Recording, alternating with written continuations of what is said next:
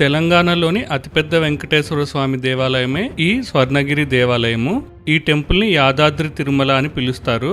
మార్చి 6, 2024లో ఈ టెంపుల్ని ఓపెన్ చేశారు.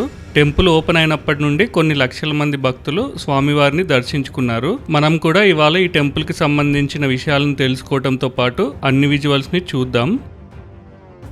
హైదరాబాద్ టు వరంగల్ రూట్లో భువనగిరి కంటే ముందే ఈ స్వర్ణగిరి టెంపుల్ ఉంటుంది. యాదగిరిగుట్ట టెంపుల్ కంటే 20 కిలోమీటర్స్ ముందే ఈ టెంపుల్ వస్తుంది. మెయిన్ రోడ్ నుండి 1.5 కిలోమీటర్ లోపలికి వెళ్లాల్సి ఉంటుంది. సో ఓన్ వెహికల్లో కాకుండా బస్సులో వచ్చేవారు ఆటోలో రావాల్సి ఉంటుంది. కొంతమంది అయితే బై వాక్ కూడా వస్తున్నారు. నేను మండే ఈవినింగ్ 4కి ఈ టెంపుల్కి వెళ్ళాను. డే టైమ్ విజువల్స్తో పాటు నైట్ టైమ్ విజువల్స్ని కూడా షూట్ చేశాను. అన్ని విజువల్స్ చాలా బాగా వచ్చాయి. సో వీడియోని ఎండ్ వరకు చూడండి. ఇదే టెంపుల్ లోపలికి ఎంట్రన్స్ మధ్యలో వైష్ణవ భక్తులకు గురువైన రామానుజాచారి విగ్రహం ఉంటుంది. ఈ టెంపుల్ లోపల కార్ పార్కింగ్ కి 50 రూపీస్ ఛార్జ్ చేశారు. బైక్ పార్కింగ్ కి మేబీ 20 రూపీస్ ఉండొచ్చు. మండే కనుక క్రౌడ్ తక్కువగా ఉంటుంది అనుకున్నాను, కానీ ఇక్కడ చూస్తున్నారు కదా ఎన్ని వెహికల్స్ ఉన్నాయో. ఆల్రెడీ చాలా మంది భక్తులే వచ్చారు.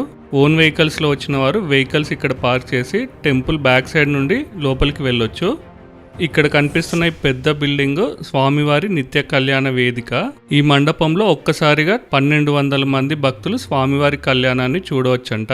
అలాగే ఈ కళ్యాణ వేదిక కింద ఉచిత భోజనశాల ఉంటుంది. అక్కడ కూడా ఒకేసారి 1200 మంది భోజనం చేయొచ్చంట. ఫ్రంట్ సైడ్ నుండి టెంపుల్కి వచ్చేవారు బ్యాక్ సైడ్ విజువల్స్ని మిస్ అవుతారు. అందుకే నేను ఈ విజువల్స్ని కూడా చూపిస్తున్నాను.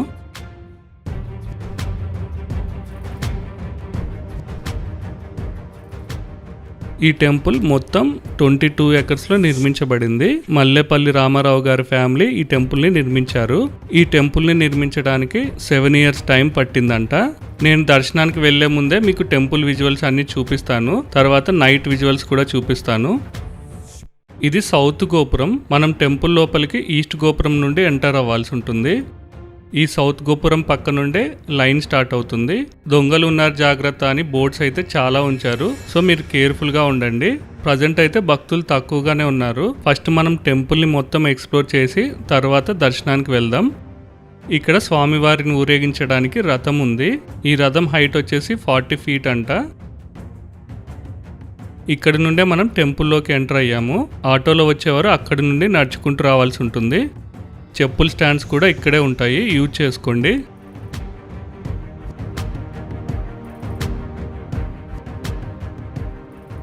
ఇదే టెంపుల్ ఫ్రంట్ వ్యూ. ఈ టెంపుల్ చిన్న కొండపైన ఉంటుంది. టెంపుల్ కి ముందు బ్రహ్మరథం ఉంటుంది. ఇక్కడ మీరు బ్రహ్మదేవుని దర్శించుకోవచ్చు. యూజువల్ గా అయితే ఇక్కడ వాటర్ ఫౌంటైన్ లాగా ఉంటుంది. ప్రజెంట్ ఆన్ చేసినట్లు లేరు. టైం గడిచే కొద్దీ భక్తులు అయితే ఎక్కువ వస్తూనే ఉన్నారు. కొండపైకి అయితే వెహికల్స్ అలో లేదు. పెద్దవారు ఎవరైనా స్టెప్స్ ఎక్కలేకపోతే బ్యాక్ సైడ్ నుండి ఎంటర్ అవ్వడం మంచిది.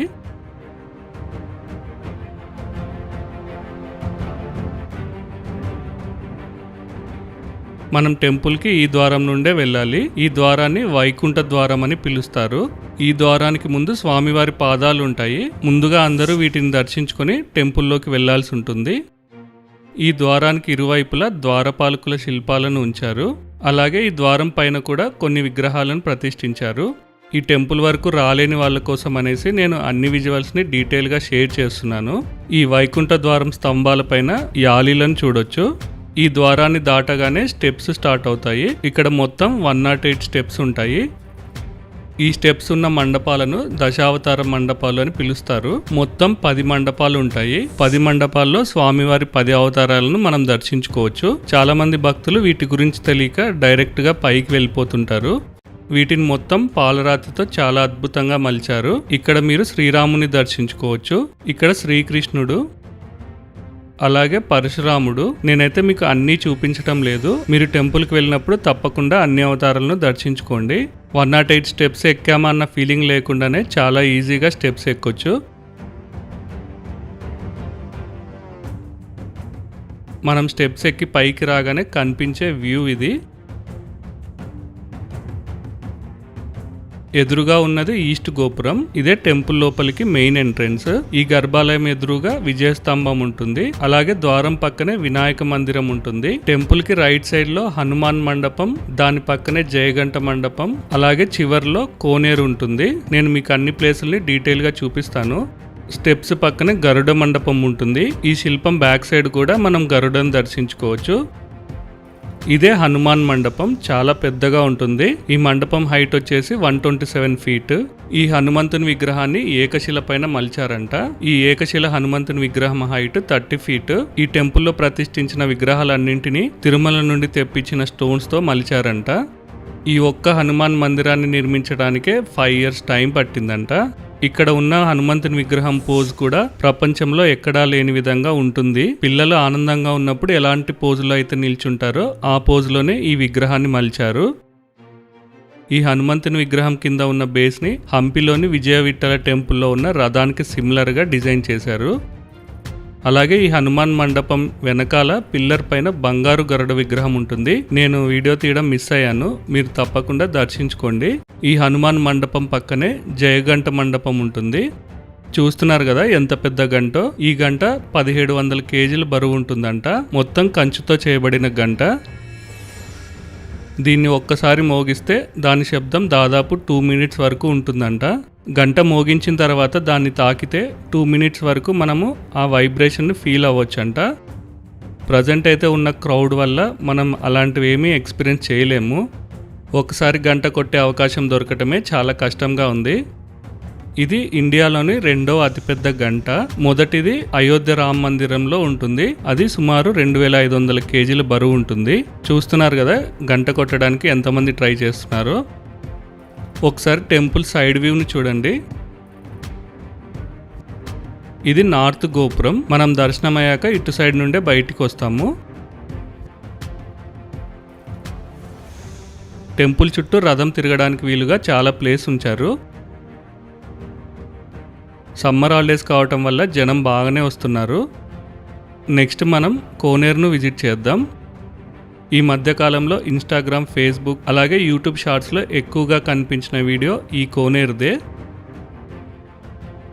కోనేరు మధ్యలో విష్ణుమూర్తి ఉంటారు. ఆ విష్ణుమూర్తిని జలనారాయణుడు అని పిలుస్తారు. ప్రపంచంలోనే ఇది 2వ జలనారాయణ విగ్రహం అని చెప్తున్నారు. మొదటిది నేపాల్లో ఉంటుందంట. అలాగే కోనేరు 4 కార్నర్స్లో 4 చిన్న మండపాలు ఉంటాయి. అవి 4 వేదాలకు నిదర్శనం అంట. కోనేరులోకి మనం ఎంటర్ అయ్యే టైంలో ఒకవైపు లక్ష్మీనరసింహస్వామిని అలాగే మరోవైపు భూవరాహ స్వామిని దర్శించుకోవచ్చు. నేనైతే ఈ కోనేరుని అన్ని వైపుల నుండి మీకు విజువల్ చూపిస్తాను. పైనుండే కాకుండా కిందకు కూడా వెళ్ళి మనం స్వామివారిని దర్శించుకుందాం. ఈ ప్లేస్ని మనం ఎటు సైడ్ నుండి చూసినా చాలా అద్భుతంగా ఉంటుంది. స్వామివారు డైరెక్ట్గా ఆకాశం వైపు చూస్తున్నట్లుగా ఈ విగ్రహాన్ని మలిచారు. ఈ విగ్రహాన్ని మొలిచిన స్టోను సుమారు 6000 కేజీలకు పైనే ఉండిందంట. స్వామివారిని మలిచిన తర్వాత కూడా ఈ స్టోన్ దాదాపు 2500 కేజీలు ఉందంట. వాటర్ లేనప్పుడు మనం స్వామివారి దగ్గరికి కూడా వెళ్ళి చూడొచ్చు. భక్తులందరూ ఈ కోనేరులోకి కాయిన్స్ వేస్తున్నారు. చూస్తున్నారు కదా మొత్తం ఎన్ని కాయిన్స్ ఉన్నాయో. ఇక్కడ 4 వేదాలకు సంబంధించిన విగ్రహాల్లో ఒకటి. ఇది మరొక విగ్రహము. నేను దర్శనం అయ్యాక మళ్ళీ నైట్ విజువల్స్ కూడా మీకు చూపిస్తాను. చాలా అద్భుతంగా ఉంటాయి. ఇక మనం దర్శనానికి వెళ్దాము. కోనేరు నుండి దర్శనానికి వెళ్లే దారిలో ఇక్కడ క్యాంటీన్ అలాగే ప్రసాదం కౌంటర్ ఉంటాయి. ఈస్ట్ గోపురం పక్కనే వినాయక మండపం ఉంటుంది. ఇక్కడ ఉన్న వినాయకుడిని విశ్వక్షేణ గణపతి అని పిలుస్తున్నారు.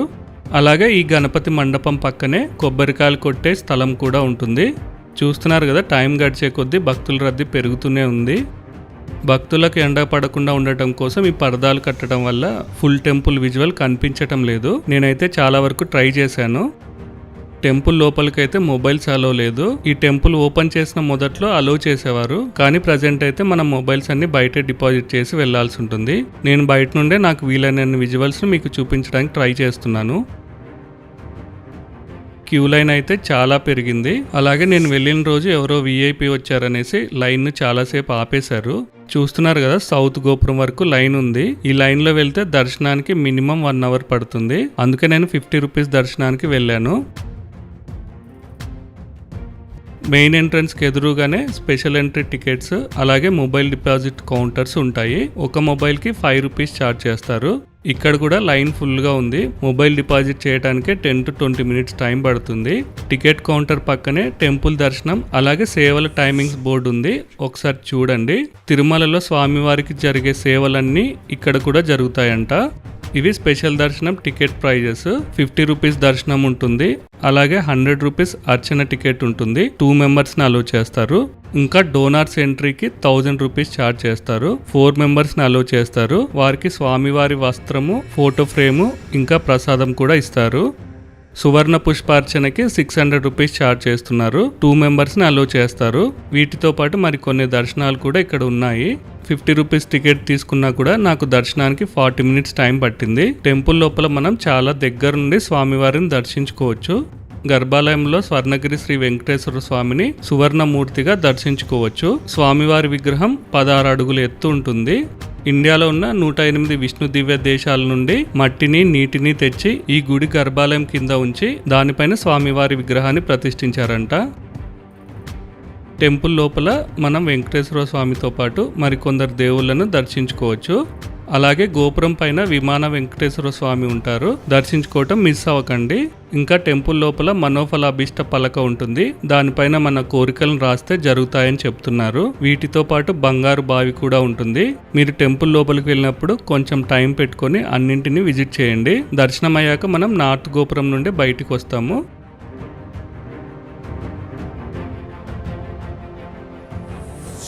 బయటకు రాగానే ఇక్కడ 360 ఫోటో బూత్ మిషన్స్ ఉంటాయి. దీనికి 20 రూపీస్ ఛార్జ్ చేస్తారు. మన మొబైల్తోనే వీడియో షూట్ చేసి ఇస్తారు. ఇంట్రెస్ట్ ఉన్న వాళ్ళు ట్రై చేయొచ్చు.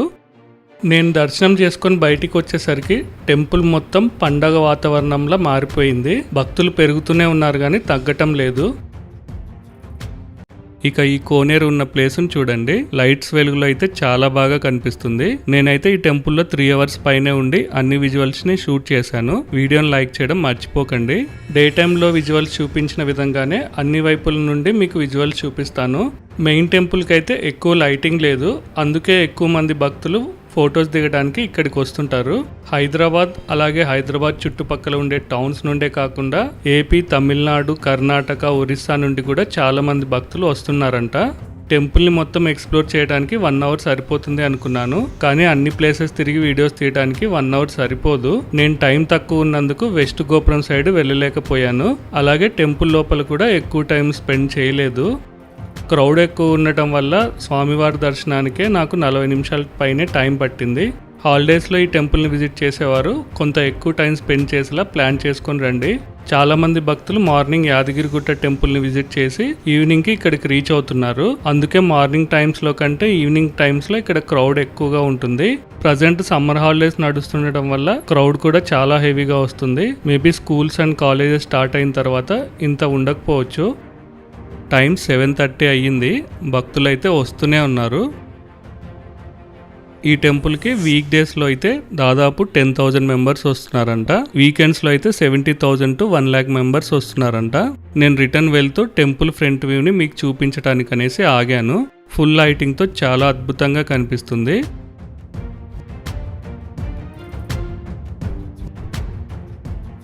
ఈ టెంపుల్కి సంబంధించిన అన్ని డీటెయిల్స్తో పాటు మ్యాక్సిమం విజువల్స్ని మీకు చూపించాను. వీడియోని లైక్ చేయడం మర్చిపోకండి. అలాగే ఈ ప్లేస్కి రాలేని వాళ్ళకు ఈ వీడియోని షేర్ చేయండి. Thank you. టైం 7:30 అవుతున్నా కూడా ఇంకా కొన్ని వందల మంది టెంపుల్కి వెళ్తున్నారు. నార్మల్గా అయితే టెంపుల్ 9 క్లోజ్ చేస్తారు. భక్తులు ఎక్కువగా ఉన్న టైంలో ఎక్స్టెండ్ చేస్తారో లేదో తెలీదు. సో మీరు మరీ ఇంత లేట్గా కాకుండా కొంచెం ఎర్లీగా టెంపుల్కి వస్తే బెటరు.